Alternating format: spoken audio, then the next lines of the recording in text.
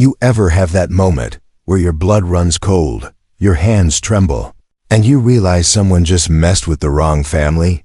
That moment hit me like a freight train when my 10-year-old son came home crying, clutching his bike helmet, and told me what the neighborhood HOA queen, Karen, had done to him. What started as a harmless summer day turned into a full-blown war, and trust me, Karen never saw the ending coming. Especially not from a pair of handcuffs. It all began one lazy Saturday afternoon in our quiet cul-de-sac in suburban Arizona. The kind of place where sprinklers tick away in the morning, kids ride their bikes in the street, and neighbors wave from driveways while grilling hot dogs. My wife and I had moved here to escape the chaos of the city and raise our son, Luke, somewhere safe. We never imagined the real danger would come from a neighbor with a clipboard, a power complex, and a twisted sense of control. Karen was the president of our HOA, and if you've ever dealt with an entitled HO and Karen, you know exactly the type. Short bob haircut, designer sunglasses perched on her head, constantly patrolling the neighborhood like she was the sheriff of a town that never appointed her. She treated community rules like the 10 Commandments and enforced them with the grace of a wrecking ball. The thing is, up until that day, we'd done our best to stay under her radar. We followed the silly paint color codes, kept the grass trimmed exactly 2.5 inches high, didn't dare leave our trash bins out a second past pickup time. But apparently, that wasn't enough. Luke was riding his bike that afternoon, as he always did, bike helmet on, safety pads snug, just looping around our cul-de-sac with the other kids. I was in the garage fixing the shelf when he burst in, tears streaking his cheeks. "Dad!" she yelled at me. I crouched down. "Who, buddy?" "Karen," he sniffled. "She took my bike and said I'm banned from riding in the street. She said I broke the HOA rules." I blinked. "What? What rules?" He looked up at me with those big, scared eyes. "She said no kids are allowed on the sidewalk or street after 3 p.m. because it makes the neighborhood look messy." My blood started to boil. What kind of psychopath makes up rules like that for kids? And more importantly, what kind of grown woman confiscates a child's bicycle and scares the life out of him? I marched straight to Karen's house just 2 doors down. Her yard was pristine, not a blade of grass out of place. The kind of place where even the garden gnomes look judgmental. I rang the doorbell, and sure enough, she answered with that smug smile that instantly made me want to flip over her rose bushes. "Hi, neighbor," she said with exaggerated sweetness. "Is everything okay?" "You took my son's bike," I said, trying to keep calm. "He told me you yelled at him. He's 10 years old." Karen crossed her arms. "Well, your son was violating neighborhood regulations. We don't allow unsupervised children on the street after 3. It disturbs the peaceful aesthetic of the neighborhood." I was enforcing the policy. "Which policy is that exactly?" "I've read the handbook." "That's not in there." She sniffed, clearly annoyed that I dared to question her authority. "The HOA board agreed to it informally. It'll be official next quarter, so not official now," I said. "It doesn't matter." He was warned. I took the bike for his own safety. "You should be thanking me." Oh, I was close. So close to blowing up right there. But I just stared at her, jaw clenched. "Return the bike, now." She tilted her head like a smug cat. "You'll get it back tomorrow. He can consider this a lesson." I turned and walked away, fists balled at my sides. I didn't trust myself to say anything more. But I was already planning. If Karen wanted a war, she just declared it. That night, I emailed the HOA board, attached every regulation document I had, highlighting the complete lack of any mention of bike curfews or child movement restrictions. I requested an emergency meeting. Not that I expected anything. Karen was the HOA president, after all, but I wanted it on record. Meanwhile, Luke was so shaken, he didn't even want to ride his bike the next day. That's when I knew I couldn't let this slide. It wasn't about a bike anymore. It was about someone trying to bully my son and get away with it. That same week, I installed a few security cameras facing our driveway and the street. I also went through the HOA's bylaws with a fine-tooth comb. Turns out, Karen wasn't just a tyrant. She was also a fraud. A few things jumped out. HOA. Board elections hadn't happened in over 2 years. They were supposed to happen annually. Financial reports weren't being distributed to homeowners. Several fines issued under her leadership had no legal backing. This wasn't just micromanagement. It was a power grab. And then, something wild happened. 3 days later, I caught Karine on camera, walking up our driveway at night, and spraying something on Luke's bike tires. It looked like a cleaner or chemical of some kind. I played the footage back 3 times.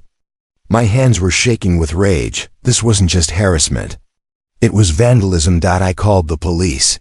When the officer arrived and I showed him the footage, his face hardened. "You sure she doesn't have a key to your garage?"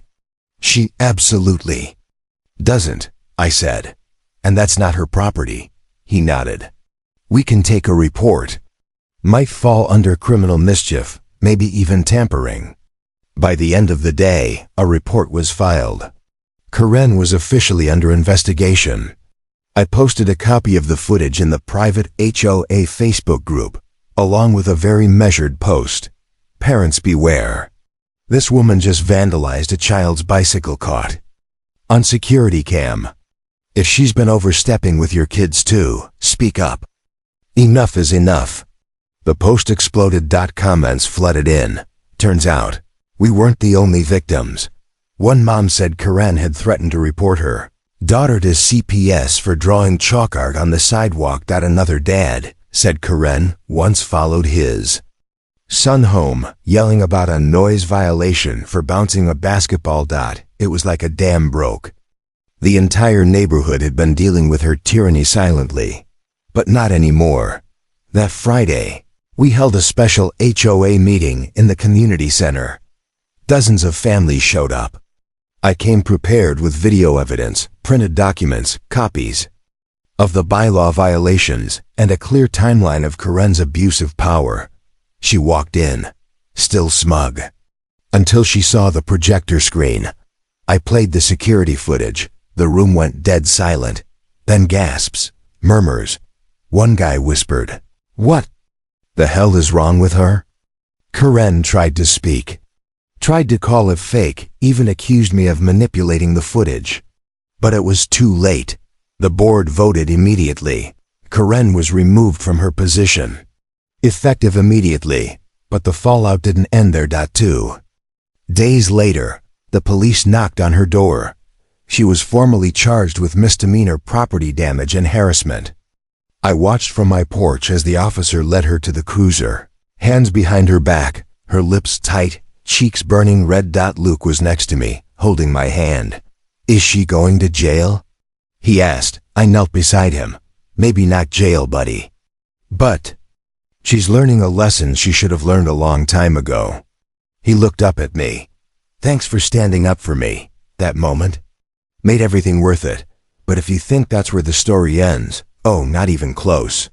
Because what Karen did next was even crazier than before. You'd think getting arrested would teach someone like Karen a hard lesson. You'd think that being exposed in front of an entire community, kicked off the HOA board, and paraded into a cop car would make her take a long, hard look at herself. But no, Karen wasn't the kind of person to learn from humiliation. She was the kind of person who doubled down. And this time, she didn't just go after my son. She came after me. It had been 3 weeks since the neighborhood meeting. Things were quieter. Kids were outside again. Parents actually smiled at one another on the street. Luke was back on his bike, cautious at first, but smiling again.